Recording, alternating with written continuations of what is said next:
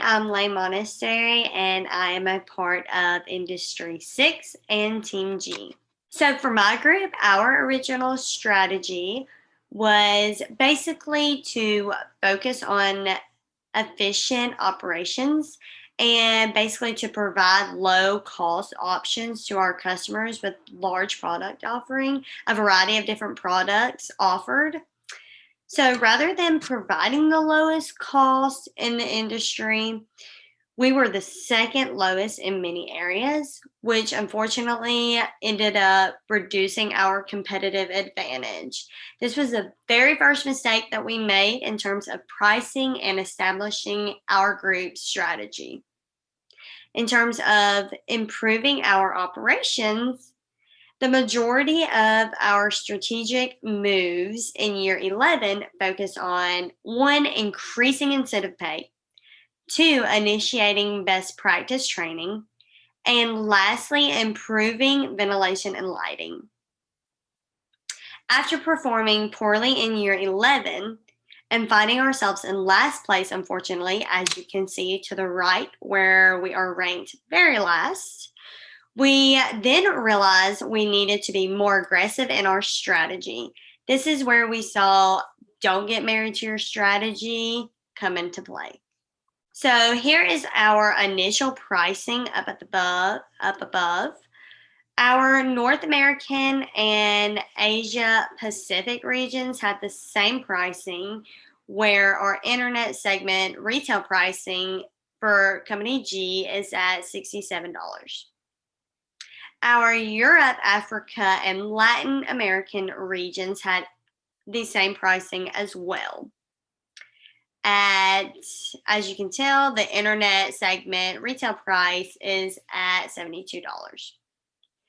In the internet segment, Company A consistently had the lowest prices, and we had the second lowest.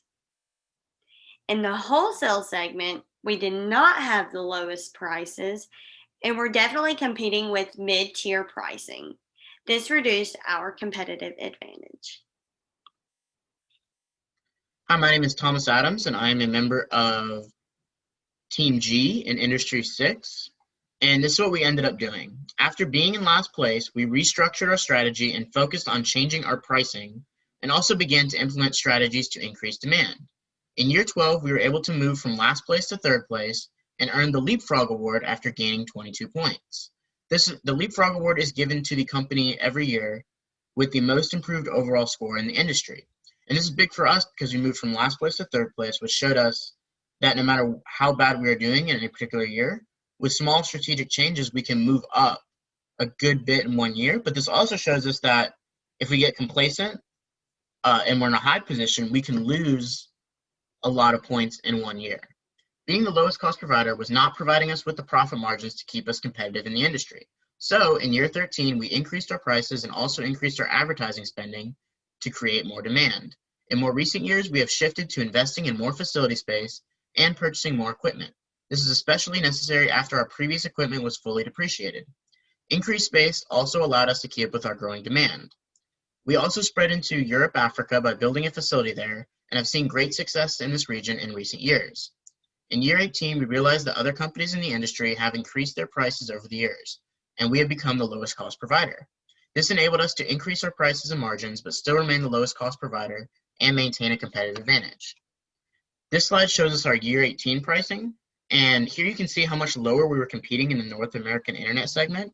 So we're Team G right here at $68, and our next closest competitor is, their price point is at $77. So this shows us that we can move our price point up to $71, $72, $73 and still be the lowest cost provider. And we realized that we had become the lowest cost provider without even trying, and we could raise our prices without entering into a price war with a competitor, like I just kind of mentioned. Raising our prices decreased our demand, but we gained larger margins and alleviated this decrease in demand by increased search engine advertising. So we found out that there's definitely consumers that are very sensitive to price point. Even if we are still the lowest cost provider, by changing our price point, we are going to lose some demand. So once we realized that, we were able to implement an increased search engine advertising program in hopes of balancing out the demand that we lose by increasing our prices with the new demand from the search engine, and we're also increasing our margins in that sense.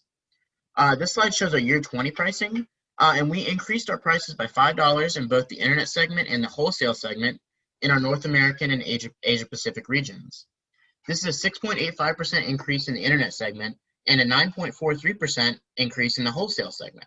We kept our internet segment price the same at $81 in our Europe Africa region because this is a relatively new region for us, and we have to establish a better relationship with our customers and grow our demand more before we raise our prices in that region.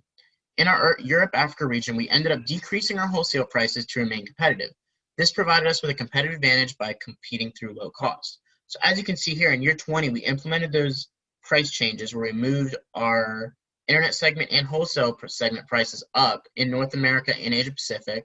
So we're still the lowest cost provider, but our prices are closer to our competitors and our margins are larger.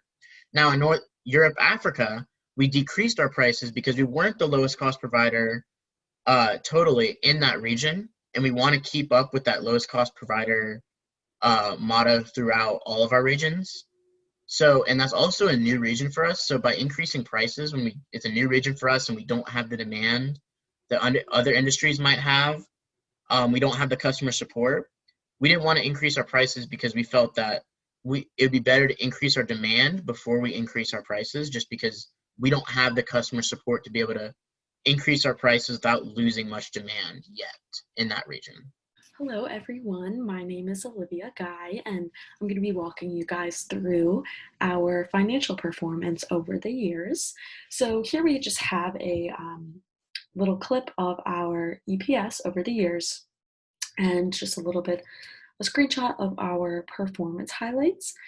So really just taking a look at that EPS, or earnings per share, you can see in those first couple of years when we were figuring things out, weren't really taking strong strategic moves at this point, playing it a little bit safe. That's why you can see from year 10 to year 11, EPS did not change. Return on equity actually decreased. Stock price decreased by a significant amount, and really just weren't being strong enough in our moves. From year 12 until year 14, we're making slight improvements over the years, really just messing around with our pricing and our demand. So at this point, we were at a moderate level in our pricing. We were not the lowest cost, but we're somewhere pretty close to that low cost spot. And this is really where we started to see some improvements. Now, year 14, this is where we did see a dip in our ROE and other things like that, because this is when we invested in constructing our Europe Africa facility. So this is really where we were investing in our future and kind of making more of a stronger strategic move. So this is where we saw a little bit of a jump going from year 14 to year 15, where we were able to work with a little bit more production at that point with that new facility, making that jump to the 704 EPS, a big jump in our stock price to 116.99. Big changes in that internet segment revenue as well. So from really that point until year 18, kind of working with that new level of demand with that new facility. Now, year 18 is when we started to kind of realize that other companies had adjusted their prices up. So we were operating pretty low from a price standpoint compared to everyone else, and we're actually the lowest cost provider. So here we were able to adjust our prices up. Now this did decrease our demand in some areas, but we supplemented this through search engine advertising. So that's really where we saw a strong amount of improvement coming from, was investing in that search engine advertising and some investing in wholesale advertising as well. So here you can see year 20 is really where we made our biggest jump. This is where we were increasing our prices and just working with that demand. Hit that $12.59 earnings per share, stock price of $160.57. So this is, we'll kind of talk about it later on in the presentation, but this is definitely where it would have been interesting to have a couple more years to play with, to see what we could have done, because we really were starting to make some big moves in going from year 19 to year 20. Just want to quickly talk about our competitive dynamics and how that impacted our strategy implementation. The rankings here really were pretty fluid throughout the entire process. Everybody was kind of moving around. We started at the bottom in our first year of decisions, rose to third place after that second year, and then really found ourselves in that 5th to 7th region for the majority of the time. Year 14, like I said, when we invested in that Europe, Africa region, despite the benefits we were going to have in the future, it is a little bit disheartening to see yourself fall in the rankings, seen in a more negative light in compared to everybody else in the industry. But it is part of a process, and that is how you grow as a company, is by investing over the years and having kind of those lulls to be able to do that. And really just one big point, we saw a lot of the other companies investing large amounts of money into celebrity endorsements. And that's kind of what we know the most about, I think, with marketing on all of that kind of stuff, because that's what we're exposed to. And in year 16, we kind of followed everybody else and secured a deal with Mick Jaggermeister. And this really didn't increase our demand by much. It ended up just costing us more than it benefited us. So this is kind of an instance of that competitive dynamics influencing our decisions, where we eventually found that investing in the search engine advertising was just a lot more beneficial. So this is really where we saw that. But I'm going to hand it off to Valerie to finish us up here. But I hope you all have a great rest of your day. Hi guys, I'm Valerie Sway, and I'm going to be talking about our company's next steps for the next couple of years. So first of all, if we have more time, we would like to construct a facility space in the Latin American region. Because we have seen success in our Europe and Africa expansion, we think that taking the time and resources to build a new facility could provide our company with decreased shipping costs, and it would increase our global exposure, which would lead to greater customer and consumer profile.